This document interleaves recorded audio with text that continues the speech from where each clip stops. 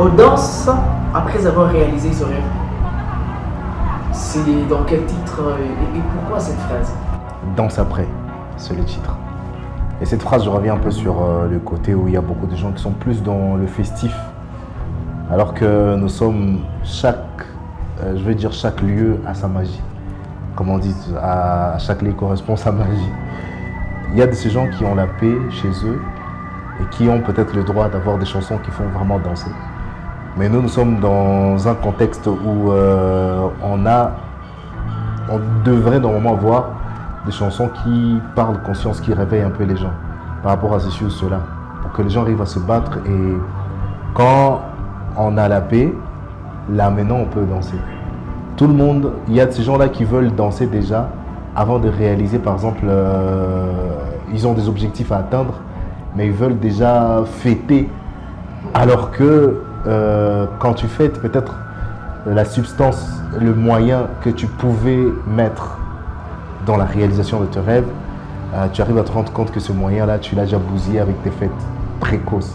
Faites après avoir réalisé tes rêves.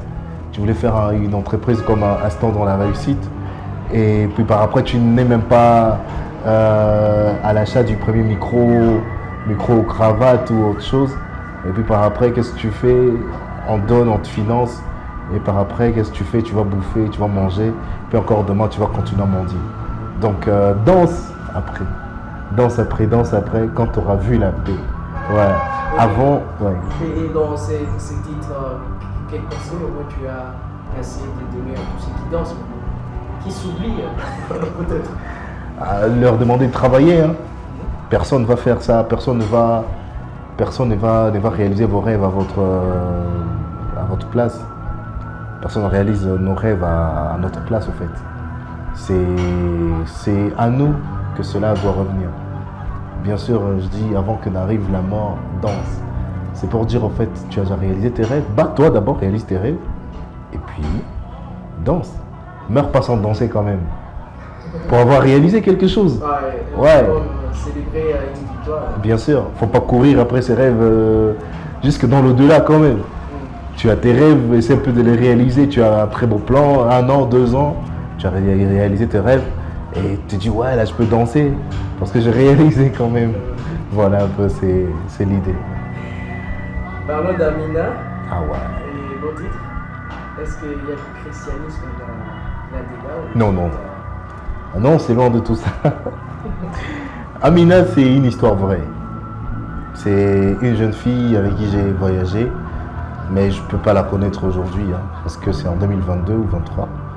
On a voyagé ensemble, on a pris la route de Goma, il m'a parlé de sa vie.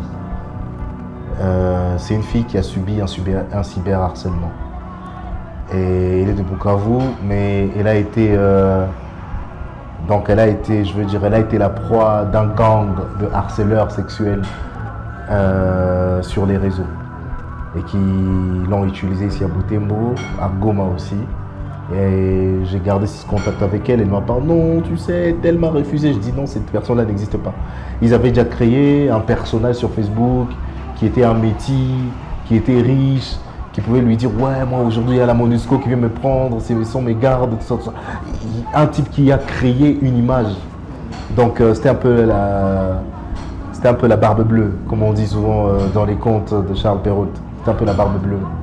Donc c'est une fille qui a subi tout ça. Et puis par après, elle me disait qu'elle voulait inventer, si elle avait la grossesse, je lui ai dit tu avortes quoi? Tu mets au monde cet enfant, on ne sait pas qui va être demain.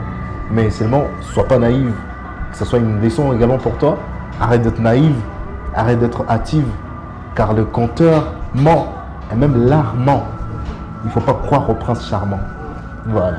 Donc, appelez un peu toutes les filles qui aiment beaucoup la vie facile, d'essayer un peu de travailler aussi. Je reviens comme dans après, c'est un peu de travailler pour ne pas tomber dans les filets de la barbe bleue, de tomber dans les filets des harceleurs qui sont sur les réseaux, des influenceurs, des gens qui vous montrent des voitures, des chambres d'hôtel, des avions, tout ça, et vous font croire qu'ils ont gagné ça juste comme ça.